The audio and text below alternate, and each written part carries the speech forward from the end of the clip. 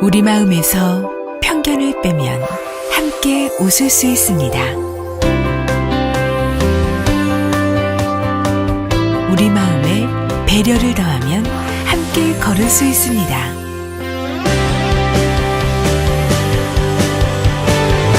우리 마음의 문을 열면 편견이라는 마음의 장애를 넘을 수 있습니다. 우리가 함께 한다면 장애인에게 차별 없는 사회가 열릴 수 있습니다.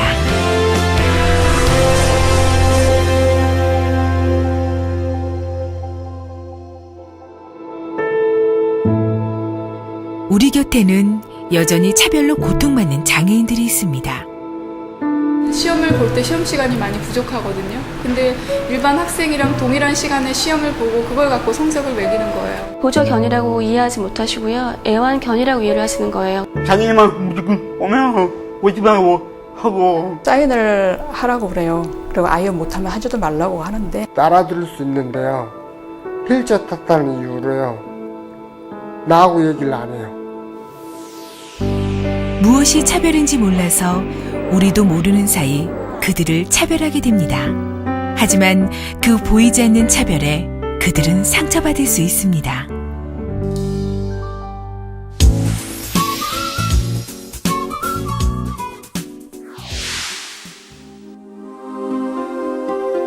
출판사 채용시험에 응시한 이미선 씨. 채용시험 당일 긴장은 됐지만 오랫동안 준비한 일이라 내심 자신이 있었습니다. 하지만 생각지도 못한 데서 문제는 일어났습니다.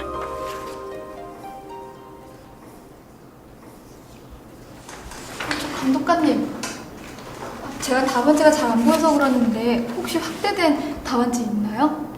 그게 뭐죠? 그런 거 없는데. 왜 그러시죠? 제가 잘 안 보여서요. 그럼 혹시 대필로 답안 작성 가능한가요? 대필이요? 그건 좀 곤란한데. 그럼 어떻게 하죠? 제가 답을 바로 쓸 수가 없어서요. 제가 해결해 드릴 수 있는 부분은 아니라서요. 그냥 다른 분과 똑같이 시험 보셔야 할 것 같은데요.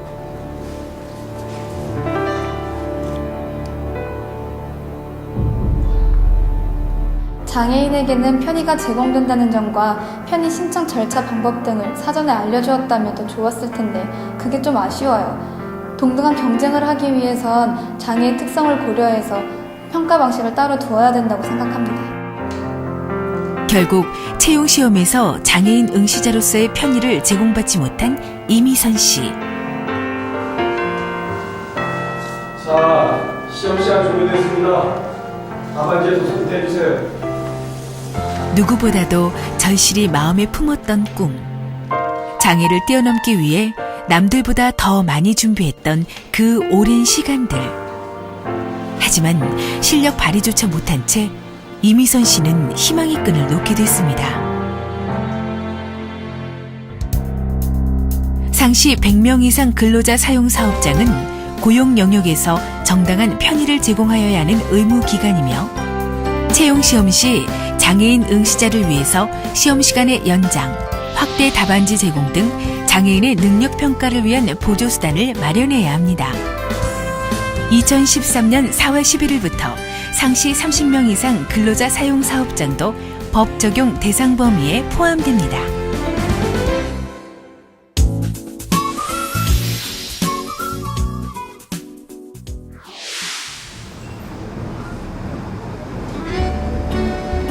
시각장애 1급인 김은희 씨. 보조견과 함께하는 생활에 익숙해질 무렵 김은희 씨는 장을 보기 위해 마트로 향했습니다. 보조견을 쳐다보는 주변 사람들의 시선에 마음이 불편했지만 마트에 들어가려던 순간 잠깐만요. 네? 저요? 네, 고객님 죄송한데 걔는 데리고 들어갈 수 없습니다. 아, 얘는 저를 안내하는 보조견이에요. 그래도 다른 손님들이 불편해하셔서 데리고 들어갈 수 없습니다. 그러니까 얘는 일반 개가 아니라니까요. 얘는 훈련받은 시각장애인용 보조견이에요. 하지만 고객님, 저희는 들어갈 수 없으니까 죄송하지만 다른 데 가주시겠어요? 죄송합니다. 저기요, 잠깐만요. 많이 당황했죠. 안내하는 보조견이라고 설명드렸는데도 좀 강하게 제지하셔가지고 좀 막막하고 어떻게 해야 될지 모르겠더라고요. 시설물의 소유 관리자는 보조견 및 휠체어와 같은 장애인 보조기구 등이 시설물에 들어오거나 시설물을 사용하는 것에 있어 차별해서는 안 됩니다.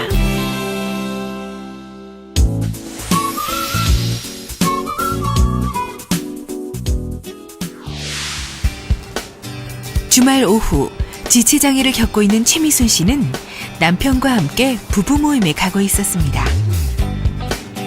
오랜만에 외출에 설레이던 부부.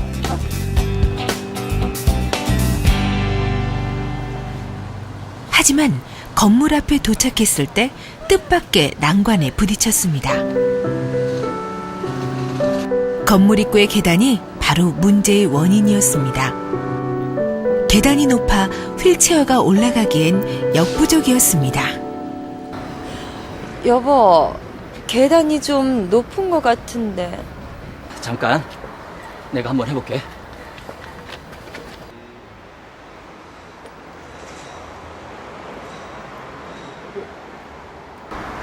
어려울 것 같은데요.